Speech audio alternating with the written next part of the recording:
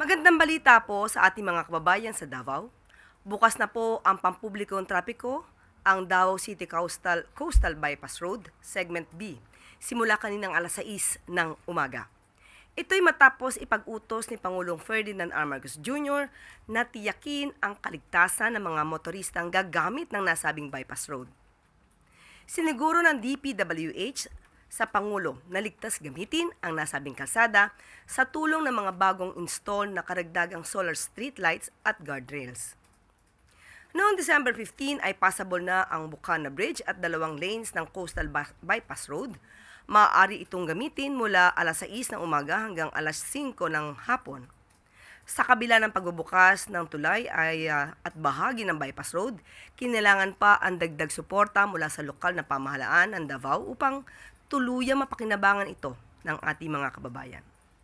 Inaasahang makakatulong ang Coastal Bypass Road sa pagdecongest ng mabigat na trapiko mula sa timog na bahagi ng Davao City patungong downtown area. Ang dating 1 oras o mas mahabang biyahe ay maaaring abutin na lamang ng 20 to 25 minutes ayon sa estima ng DPWH. Talaga namang magandang balita ito sa mga kababayan nating abala sa paghahanda sa darating na pagdiriwang ng Pasko.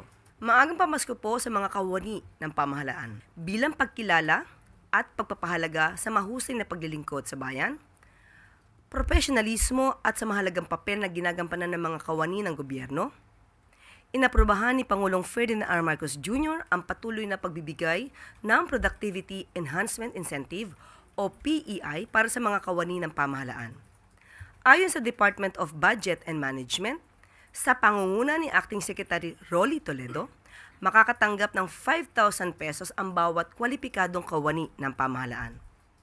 Saklaw ng PEI ang mga sibilyang empleyado ng national government agencies, state universities and colleges, government-owned or controlled corporations o GOCCs na nasa ilalim ng DBM, local government units, local water districts at mga military at uniformed personnel. Ang nasabing hakbang ng Pangulo ay pagpapakita lamang ng tuloy-tuloy na suporta ng Marcos administration sa pagpapataas ng productivity at moral ng government employees.